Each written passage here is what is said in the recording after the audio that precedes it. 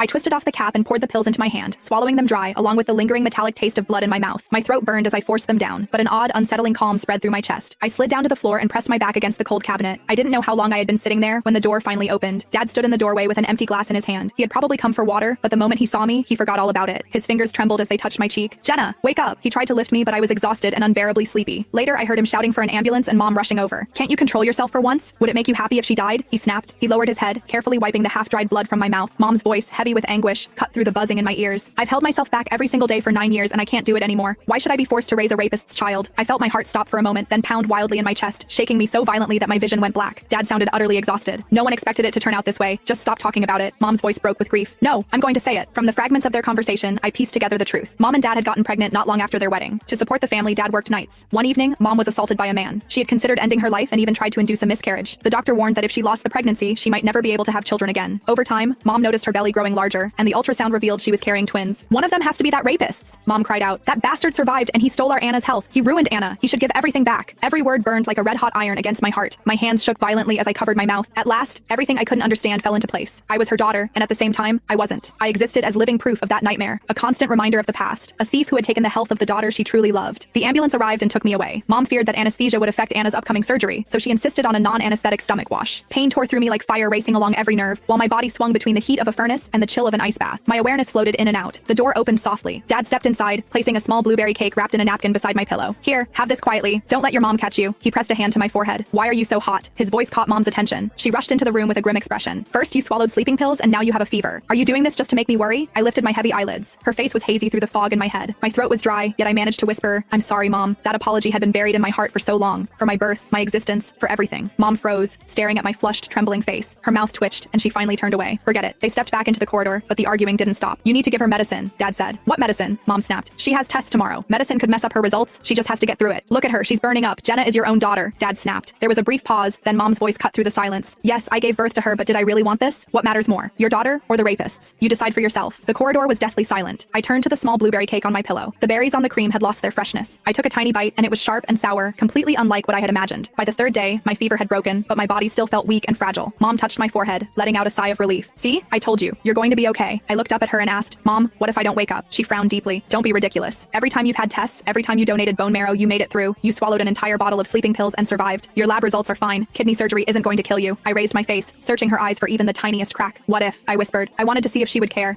There is no what if," she said calmly. "The surgery will succeed. Let's go. Don't make Anna wait." I watched her open the door into the corridor light, then forced a bitter smile and followed. The needle pierced my skin again, and dark blood flowed steadily through the tubing into the collection tubes. My vision blurred, and the sounds around me were muffled, as if I were underwater. The patient has had multiple bone marrow